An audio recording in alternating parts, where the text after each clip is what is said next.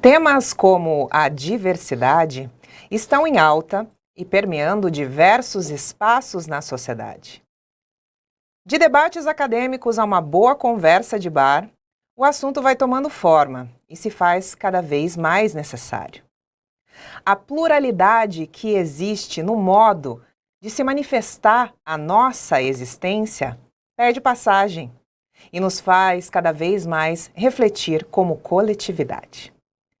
Nesse Dia Internacional da Mulher, o nosso programa não vai trazer dados históricos de quando surgiu essa data, ou às vezes enumerar os tímidos direitos que as mulheres conquistaram até o século XXI. Hoje, nós abrimos o nosso programa com uma história inspiradora da doutora Meg Hayara, com toda a sua representatividade, com todo o seu pioneirismo, pois ela é a primeira travesti negra doutora do Brasil. E é nessa ciranda de questionamentos e reflexões que nós abrimos o nosso programa. Vem comigo. Seja muito bem-vindo, seja muito bem-vinda, seja muito bem-vindes. Você está no Papo Castiço. Nós estamos aqui diretamente dos estúdios da Rádio Uninter, a rádio que toca o conhecimento. Anexo aqui, ó, a redação da Central de Notícias Uninter, da CNU. Aqui a gente conversa de uma forma leve, de uma forma genuína, trazendo à tona toda a pluralidade existente nos assuntos das nossas raízes históricas, desmistificando, valorizando, enaltecendo a cultura negra do nosso país. E eu dou as boas-vindas a ela, que já está aqui a postas no estúdio.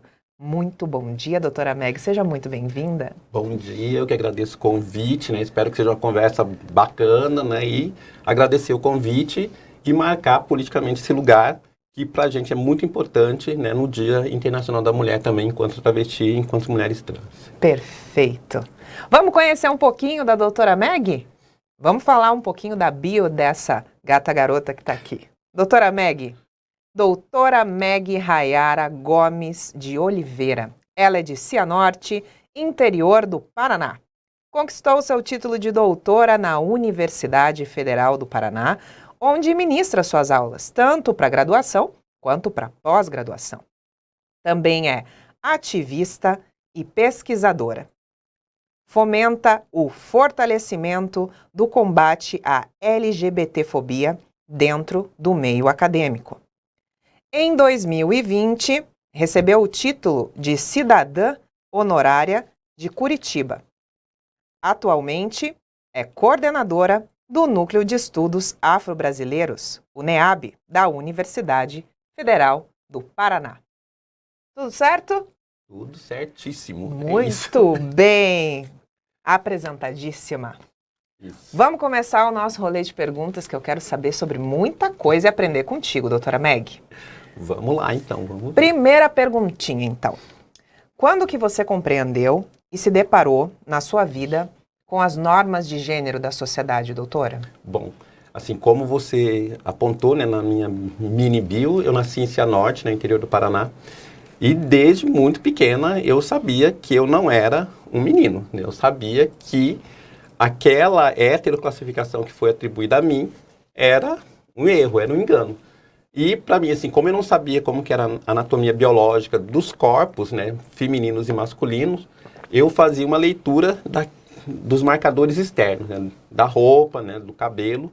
E o cabelo, para mim, era o que definia, né, o que distinguia um menino de uma menina. Então, assim, para eu informar para as pessoas que eu era uma menina, eu colocava uma toalha de banho na cabeça, né, simulava uma peruca e ia para todos os lugares usando essa peruca.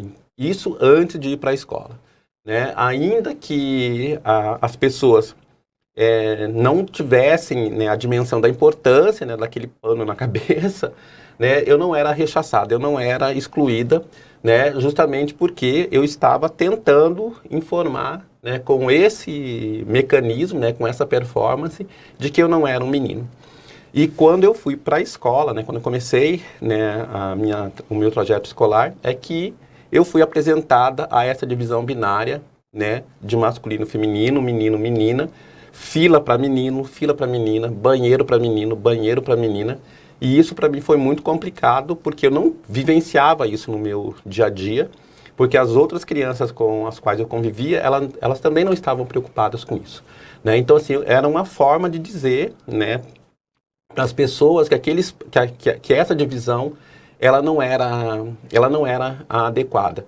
E à medida que eu fui crescendo, né, eu fui percebendo que não existia um lugar para mim naquele lugar, né, que eu tinha que me adaptar, eu tinha que minimamente expressar o gênero que foi me atribuído, né? Mas não era uma tarefa das mais simples, né? Porque como que você vai se ajustar a uma norma de masculinidade que você não domina, né? E esses códigos, né, que eu dominava parcialmente, eles faziam com que eu fosse exposta de uma forma muito recorrente, principalmente na escola, né? Porque no meu cotidiano, na região onde eu cresci, eu não era segregado, eu não sofria racismo, eu não sofria nenhum tipo de violência de gênero, porque quando eu decidia que eu queria, por exemplo, ser a cozinheira, né, das brincadeiras, né, porque esses eram os papéis femininos que eu conhecia, eu não era impedida.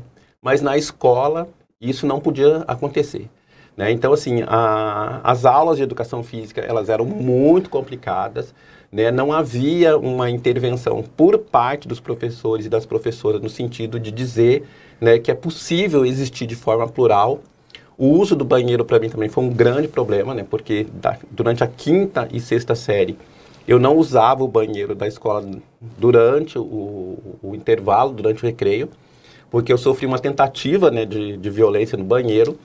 E como eu estudava numa escola que ia até a 8ª série, na 5ª série eu era uma criança muito pequena, um corpo muito fácil de ser agredido, né? E dentro da sala de aula, eu aprendi a me sentar no fundo da sala, e do fundo da sala eu conseguia monitorar o que acontecia na frente, né? Aí eu ia desenvolvendo as minhas estratégias de sobrevivência dentro desse espaço.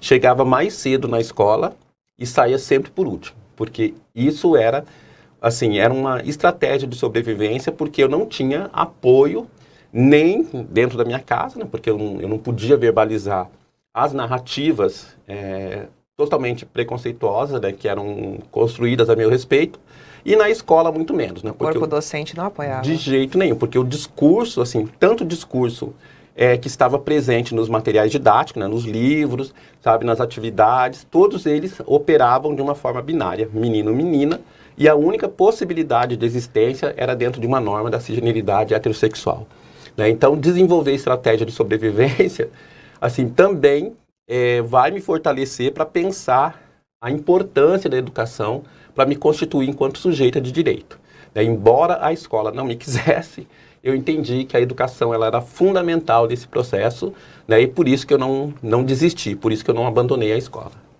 Ótimo.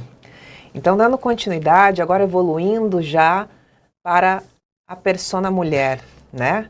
Explica para nós, dentro do seu coração, do seu consentimento, o que é ser uma mulher trans, quais são os maiores desafios e as maiores limitações que a sociedade impõe? Qual é o seu relato? Então, eu acho que é viver uma luta diária para se manter viva, né? Eu acho que a grande dificuldade de uma travesti, de uma mulher trans no Brasil, principalmente as meninas negras, é desenvolver mecanismo para sair e voltar inteira para casa. Porque o Brasil é o país que mais assassina travestis e mulheres transexuais no mundo. A expectativa de vida de uma travesti branca, né, e de uma mulher transexual branca é de 35 anos, das meninas negras é de 28 anos, né, porque os assassinatos, né, as violências começam a partir do momento que a gente reivindica, né, uma construção de uma identidade feminina, né, desafiando uma norma que foi imposta, né. Eu acho que ser uma travesti, ser uma mulher trans, sabe, é um ato político, acima de tudo, né? Porque apesar, né, das violências que a gente sofre, a gente não declina desse desejo e desse direito de existir, né? Então a gente vem ocupando alguns espaços, né? E desde a década de 80, principalmente, quando o movimento LGBT ele se estrutura nos Estados Unidos, no Brasil também, né, as meninas trans, as travestis, né, inicialmente, elas estão dentro desse movimento, e a primeira disputa é na área da saúde, né, principalmente por conta de uma relação muito próxima, né, da identidade travesti com a prostituição e também com a pandemia de HIV/AIDS, né? E depois, no final da década de 90, início dos anos 2000, o movimento vai bater na porta do Ministério da Educação. Vai exigir políticas, né, de inserção e permanência no espaço educativo. Né? Então, eu acho que ser uma travesti, ser uma mulher trans, é, acima de tudo, um ato, né, de resistência no sentido de reivindicar o direito de existir, de ser e de estar no mundo da maneira como a gente se sente bem. Né? E, assim, e sem pedir licença, né? Chegar, ocupar e permanecer. Né? Porque hoje, além, né, da educação, uma das nossas pautas prioritárias é o ingresso, né, e permanência no mercado formal de trabalho, né? Porque 90% das meninas ainda continuam na prostituição. E a prostituição, ela não pode ser um destino, ela tem que ser uma possibilidade. Aquelas que querem optar por essa prática, né, sem nenhum tipo de moralismo, entender que prostituição assim, a prestação de serviço, né, não é venda de corpo, como o discurso machista coloca, né, mas não pode ser o que nos sobra, né? Se for uma opção da pessoa, tudo bem. Mas ela precisa ter outras possibilidades de escolha no mercado formal de trabalho, né? E essas políticas afirmativas, né, que a gente vem construindo dentro das universidades também, elas também fazem esse tensionamento. Né? Porque se a gente briga, por exemplo, briga por cotas, né, de acesso na graduação, a gente também precisa brigar por bolsas, né, de permanência e também pensar nos concursos públicos, né, seja de nível médio, seja de nível superior, também pensando na população de travesti, mulheres e homens trans. Perfeito, doutora, perfeito. Bom, dando seguimento, já que você falou sobre o meio acadêmico, vou fazer esse gancho, por favor. O meio acadêmico, doutora, é acolhedor, é acessível para as pessoas trans? Ainda não. A gente avançou, né, mas a gente tem algumas resistências muito grandes. Primeira coisa, a questão da identidade de gênero. Né? E quando eu reivindico um tratamento no feminino, é porque eu tenho certeza de quem eu sou e é assim que eu preciso ser tratada. Então, direito ao uso do nome social. Ainda que em 2018, né, o Supremo Tribunal Federal tenha, né, aprovado, né, o direito das pessoas trans de fazerem a retificação de nome e gênero direto nos cartórios, sem a necessidade de laudo, ainda é um processo muito burocrático, né, que exige muitas certidões e exige também um gasto que ainda é elevado para muitas das meninas, principalmente as que que não têm apoio familiar, né? Porque muitas famílias ainda nos expulsam, né? O sistema educacional ainda nos expulsam também, né? E aquelas que chegam no ensino superior vai se deparar com a dificuldade de acessar o nome social, né? Porque se eu não retifiquei nome, o nome que foi heteroatribuído quando a gente nasceu, ele vai aparecer nos documentos oficiais, mas ele não pode aparecer, por exemplo, na lista de chamada, né? Ou seja, os colegas de sala não podem ter acesso a esse nome que a gente chama de nome morto. O uso do banheiro, que é outro grande problema para a gente, né? Sabe, ainda existe uma resistência muito grande, porque quando a gente vai ao banheiro porque a gente precisa usar o banheiro. Né? E via de regra existe uma hipersexualização do corpo da travesti e da mulher trans, e a leitura que se faz é que à medida que quando a gente vai ao banheiro, a gente vai com uma intenção deliberada de produzir algum tipo de violência contra as outras pessoas que estão naquele espaço. Né? Então, uma estratégia que a gente vem usando é criar um banheiro unissex também, e as pessoas elas têm o direito de escolher qual banheiro elas querem. Né? Mas a gente briga também para que o gênero da pessoa seja respeitado. A travesti, a mulher trans que quer usar o banheiro feminino, é um direito dela. Né? O homem trans que quer usar o banheiro masculino, é um direito dele. Né? E uma outra questão que a gente se depara no meio acadêmico é a falta de representatividade nas ementas, nas bibliografias. Né? Eu sou uma doutora, eu não sou a única, a gente tem várias outras meninas trans que conseguiram, né, defender seus doutorados.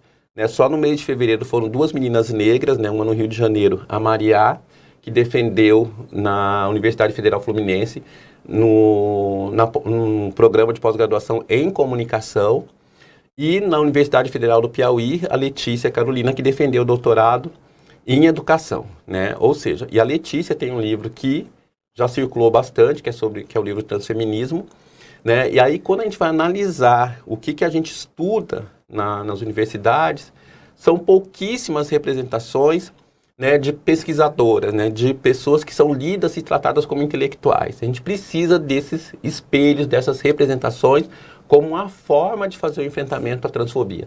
Porque a gente também produz epistemologias, a gente também produz conhecimento, e é fundamental que as meninas que estejam chegando nesse espaço, elas sejam apresentadas a uma base teórica que também estimule na formação dessas meninas enquanto pesquisadoras. Então, assim, o racismo epistêmico, né, o machismo epistêmico, né, a transfobia epistêmica, ela se materializa nessa invisibilidade, nessa invisibilização e nessa resistência em nos tratar como pesquisadoras em potencial. Então, é fundamental que essas políticas afirmativas que eu narrei anteriormente, né, pensando nas políticas de cotas, porque no programa de pós-graduação que eu trabalho, a gente tem cotas para meninas trans e meninos trans, né?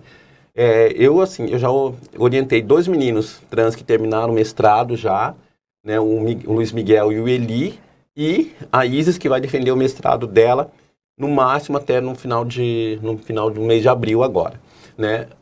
Essas pessoas que eu oriento, elas têm acesso a uma base teórica produzida por pessoas trans. Mas isso não é uma realidade no cotidiano das universidades. Então, é fundamental que a gente reveja essas estruturas. E como eu trabalho numa instituição pública, eu sempre digo que esse conceito de universidade pública só pode ser operado a partir do momento que todas as pessoas estejam sendo respeitadas dentro desse espaço. E a minha pesquisa ela não pode ser mais um tijolo no muro que separa quem está do lado de fora de quem está do lado de dentro. Então é fundamental que essa transfobia institucional ela seja enfrentada. E além de coordenar o NEAB, eu também coordeno a Comissão de Políticas Afirmativas na pós-graduação em educação. E esse enfrentamento eu faço, e se a gente tem cotas hoje na pós, é porque eu briguei por ela e tem uma comissão que apoia de uma forma muito corajosa essas reivindicações. E no último processo de mestrado e doutorado em educação, nós conseguimos aprovar 2 meninos trans e 2 meninas trans. É uma vitória, é uma conquista, né? E foi a primeira vez que a gente conseguiu aprovar 4 pessoas no mesmo processo. Nossa, né? Que maravilhoso isso, parabéns. Obrigado. E um ponto que eu achei muito interessante, se a gente puder só voltar um pouquinho para esclarecer, você falou sobre o nome social, de hoje em dia poder ser feito por uma autodeclaração perante os cartórios e não necessitar mais de laudos, enfim, e de uma burocracia acima. Mas ainda, principalmente as questões das tabelas de precificação dos cartórios, são documentações assim que têm um valor elevado e ainda não se tornou, dentro de um inciso de uma política pública, uma declaração de pobreza para poder fazer essas declarações gratuitamente, doutora? As meninas não têm conseguido acessar esse direito justamente por conta dos altos custos e também, assim, pela burocracia. Às vezes elas conseguem uma quantidade de certidões negativas que elas valem por alguns dias. Aí, quando elas conseguem as que estavam pendentes, as primeiras certidões perderam a validade. Então, a gente precisa pensar numa estratégia, inclusive, de aumentar... Que matrix, né? Nossa, nem me fale, gente, assim... E é muito desesperador, porque a gente lida com pessoas que estão uma quantidade muito grande, que estão numa situação de precarização econômica muito grande. Não é desinteresse das pessoas em retificar nome e gênero. É uma dificuldade ainda que, assim, a política, ela veio de forma parcial, ela não veio de uma forma acolhedora, né? Porque, assim, ela é seletiva, porque impositória, né? Impositiva. Sim, ali. E ela é direcionada para quem tem um poder aquisitivo específico, né? As pessoas que estão fora do mercado formal de trabalho, as pessoas que não têm uma determinada renda, elas não estão conseguindo acessar essa política ainda. Muito triste isso. E falando em tristeza e felicidade, esses dois lados, vamos conversar sobre esse título, esse pioneirismo, doutora. Então, felicidade ou tristeza, né? É os dois, né? Porque do ponto de vista pessoal é felicidade, porque é uma conquista, né? Que eu briguei muito para me tornar doutora, para me fazer doutora. Mas quando a gente pensa, né, que assim, a primeira travesti a conseguir um doutorado no Brasil foi a Luma Andrade em 2012, e depois, 5 anos depois, eu me torno a primeira travesti negra a conquistar um doutorado no Brasil, significa que o sistema formal de educação ainda é muito segregador, né? Ele dificulta muito a permanência de algumas pessoas nesse espaço, né? Então, esses dois sentimentos, eles se retroalimentam, né? Porque, e eu sempre falo que é necessário destacar que essa defesa, ela também tem que ter um ar de denúncia. Ela precisa ser colocada nesse lugar. E quando eu defendi o meu doutorado na Universidade Federal do Paraná em 2017, a Universidade Federal estava completando 105 anos, sabe? Ou seja, demorou muito tempo para uma pessoa trans conseguir esse título, né? E esse ano a universidade completa 110 anos, né? A gente conseguiu alguns avanços, né? Mas ainda fica aquela sensação de que as pessoas trans, elas precisam ser orientadas por mim. Elas não podem estar ocupando outros espaços da universidade, né? Porque eu não me sinto confortável em ser a única professora, a primeira e única professora trans na Universidade Federal do Paraná. O ano passado eu fiz um levantamento de quantas pessoas concursadas, né, entre docentes e técnicos e técnicas na Universidade Federal do Paraná. Eram 7.424 pessoas quando eu fiz essa contagem. E eu sou a única pessoa trans, né? E isso é vergonhoso, né? E tem instituições que não tem nenhuma, né? Ou seja, a política, ela precisa ser ampliada, ela precisa considerar essa diversidade de corpos, de existências, né, que compõem a nossa sociedade, e essa diversidade precisa estar presente no corpo docente, nas pró-reitorias, sabe, no corpo técnico da instituição, e assim, em todas as instituições, né? Porque em 2019, 2020, ou 2020, não vou lembrar o ano certo, né? A Carol D'Artora, que hoje é deputada federal, ela apresentou um projeto de lei na Câmara Municipal de Curitiba para garantir o direito do uso do nome social e da arquitetura do poder público para as pessoas trans. E esse projeto ele foi vetado, ele não foi aprovado, né? Ou seja, existe um moralismo muito grande, né? E essas negativas para a gente não vem acompanhada, por exemplo, de um desconto no IPTU, né? De um desconto, sabe, na gasolina, enfim, a gente paga todos os tributos, mas na hora de acessar o direito a gente não tem, né? Então, assim, por isso que eu falo, né, a felicidade, né, e a tristeza, elas estão sempre de mão dadas, justamente porque eu não consigo ser completamente feliz enquanto eu sei que uma família colocou para fora de casa uma menina trans simplesmente porque ela disse que ela é essa menina, né? Então a gente precisa, inclusive, pensar em estratégia de acolhimento, né? Hoje a Prefeitura de Curitiba inseriu as meninas trans, travestis e mulheres trans, né, na política de acolhimento de mulheres, né? Isso é um ganho. Mas não foi algo dado, foi uma briga muito grande, né? Então, o hotel social que abriga pessoas do gênero feminino em situação de vulnerabilidade, hoje inclui as meninas trans também. Mas é uma luta cotidiana, da mesma forma que a revisão da Lei Maria da Penha, que no seu texto original tinha o conceito de gênero feminino, foi alterado para sexo feminino, né? Por conta, né, de uma posição conservadora de algumas pessoas, né, no sentido de dizer que nós não temos direito a uma proteção, né? Então isso é muito complicado. Então quando eu analiso os dados de violência, é uma tristeza muito grande, né? Mas quando eu analiso também as permanências em alguns espaços de poder, analisando as vereadoras que foram eleitas, as deputadas estaduais, as deputadas federais, eu sinto assim que a gente tem sim uma esperança, né, de construir um mundo melhor, mais acolhedor, mais plural, né, pautado no respeito. Perfeito. Doutora Meg, conta pra gente um pouquinho se existe racismo, se existe homofobia, se existe transfobia na educação. Tem algum relato que você gostaria de contribuir com a gente? Então, assim, quando eu falo assim, que o título de doutora não me protege nem do racismo, nem da transfobia, né? Quando eu saio para passear com a minha cachorrinha na rua, né, eu sou um corpo matável. E dentro da universidade também, assim, as pessoas que me conhecem, né, elas já, assim, elas vão me tratar com um certo respeito, não por conta da pessoa que eu sou, mas pelo título que eu carrego, pelo título que eu trago, né? Então, isso é outra questão. Mas eu já tive algumas situações dentro da própria universidade, né? Um exemplo, assim, como coordenadora do NEAB, eu tenho 2 salas, uma no prédio histórico, né, lá na Praça Santos Andrade, e outra no Campus Rebouças, que é aqui assim, do lado de um shopping, ali no bairro Rebouças. E teve uma situação antes da pandemia, né, em 2019, que eu tinha uma reunião agendada com estudantes da graduação no NEAB, lá no prédio histórico. E eu cheguei, tinha algumas pessoas, né, conversando com a menina que trabalhava como técnica no NEAB e 2 bolsistas. Passei por elas, cumprimentei e fui para a sala de reuniões esperar as pessoas, os estudantes que eu tinha agendado a reunião. Uma das pessoas que estavam ali na sala na recepção do NEAB é um técnico, né, que ele não me conhecia, e ele ficou incomodado quando eu entrei, né?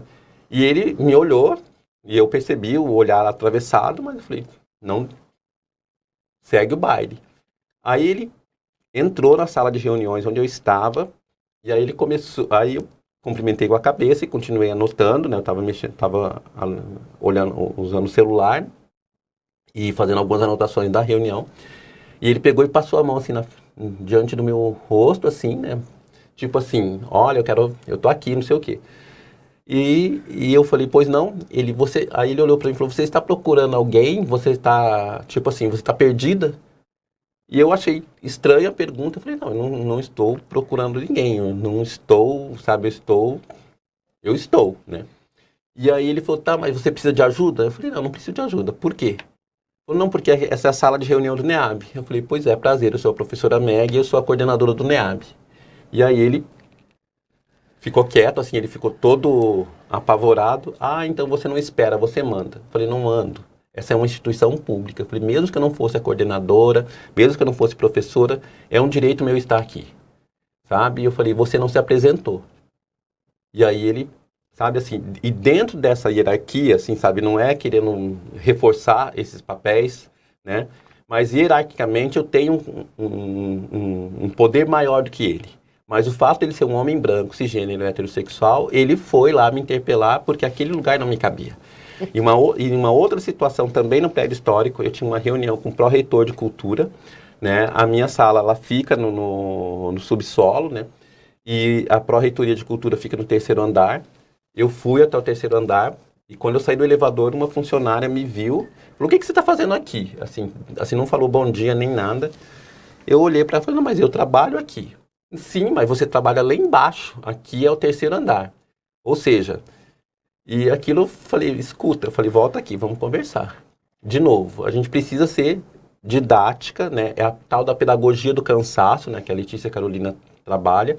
E muitas vezes a gente precisa usar a pedagogia do barraco, para as pessoas nos respeitarem, né? E eu sempre falo que meu barraco é um barraco acadêmico, né? Então, e dentro da academia é recorrente essas situações, né? As pessoas me olhando de uma forma um tanto atravessada, e eu demarco politicamente esse lugar com o meu corpo, né? Porque eu sempre falo, eu não dou aula de rasteirinha, eu não entro no espaço da universidade de rasteirinha, eu sempre estou de salto alto, né? Porque o meu salto ele é político, né? O meu nome em Libras é assim, né? Porque eu também trabalho com os estudantes surdos e surdas, por conta do barulho que o salto provoca, né? E também por conta das inúmeras situações que eu vivencio e eu sempre falo, né? Que eu vou receber artilharia pesada, isso eu aprendi num documentário, né, sobre a Jazz Jane, que é uma menina, hoje é uma mulher trans, mas na época ela era uma menina, e quando a mãe dela dizia que ela defendia o direito de infância da Jazz, né? Então hoje eu recebo essa artilharia para que as outras meninas que estão chegando, elas tenham esse espaço mais confortável, né? Então assim, e quando eu sou a única pessoa trans no espaço acadêmico, eu percebo que existe sim uma transfobia estrutural que nos impede de ocupar esses lugares. E há uma naturalização das nossas ausências, né? Enquanto as pessoas não se indignarem, né, com essas não presenças, a gente não avança, né? Mas assim, eu sou muito insistente, eu sou muito, assim, eu acredito muito no poder transformador da educação e é por isso que eu não arredo o pé desse lugar. Porque, assim, eu tentei o mestrado 4 vezes, eu entrei na 4ª tentativa. Nunca reprovei numa prova escrita, nem em concurso público para professora, nem em teste para entrada no mestrado e doutorado. E cada vez que o meu corpo chegava, era o corpo travesti, o corpo trans, que tinha que ser interditado. E a partir do momento que eu entrei, eu falei, agora daqui eu não saio. E não saí mesmo. E que permaneça com o seu salto fazendo todos os barulhos. Adorei o sinal, doutora. Eu, quando estudei com um surdo, o meu sinal era os brincos, né? Uhum. Então que você, permaneça aí fazendo muito barulho com a sua chegada, sua permanência, com tudo que você representa. Assim, é tipo um alto-falante, dizendo, lá vem a criatura, né? E essa semana estava tendo evento lá de política afirmativa na UFPR. Quando eu estava chegando no evento, as pessoas paravam para eu entrar porque a mesa parava. O barulho estava anunciando a chegada da travesti, né? Então, e eu uso isso a meu favor. Ótimo, isso é muito bonito de saber. A gente está se encaminhando para o final do nosso programa e você, como uma exímia pesquisadora nas áreas de gênero, de raça e de educação, eu gostaria muito de saber, na sua opinião, qual que seria um mundo ideal para uma mulher viver, doutora? Ai, gente, aquilo que eu já te falei, é um mundo sem homem, né? Mas... E quando eu falo que é esse mundo sem homem, gente, eu estou falando do poder.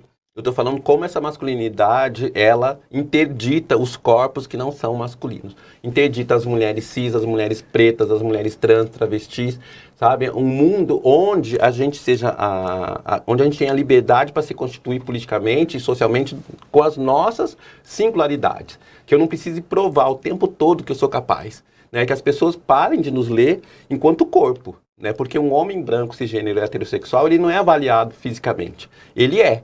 Né? E as pessoas do gênero feminino, todas, indistintamente, elas são avaliadas pelo corpo. Né? E isso é um grandíssimo problema. Então, que a gente não tenha machismo, que a gente não tenha racismo, que a gente não tenha misoginia, que a gente seja e que a gente tenha liberdade e autonomia sobre os nossos corpos, de usar as roupas que a gente quiser, de falar o que a gente quiser, de pesquisar o que a gente quiser. Porque quando eu digo que sou uma travesti, automaticamente as pessoas me autorizam a discutir gênero, né?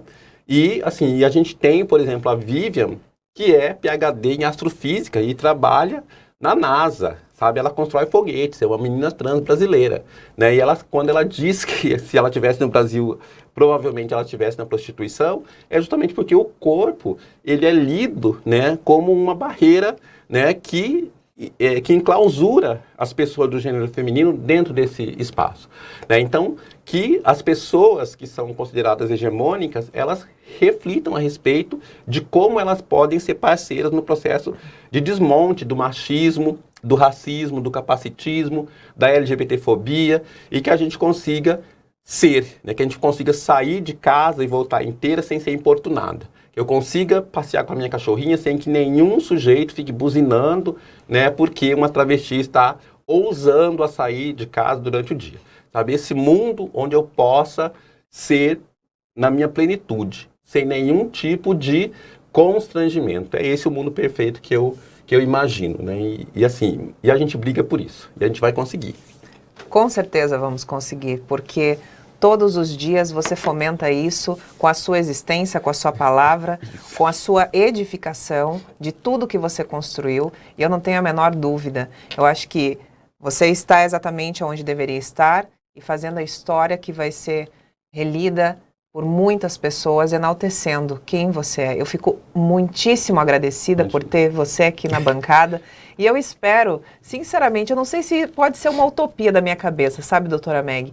Mas eu espero talvez vivenciar um mundo onde a gente tenha 4 subdivisões: mineral, vegetal, animal e seres humanos. Isso, é bem isso, sabe? Porque é tão simples, gente, mas eu vejo assim, tem pessoas que perdem tanto tempo, sabe, criando obstáculos para o outro, gente, sabe?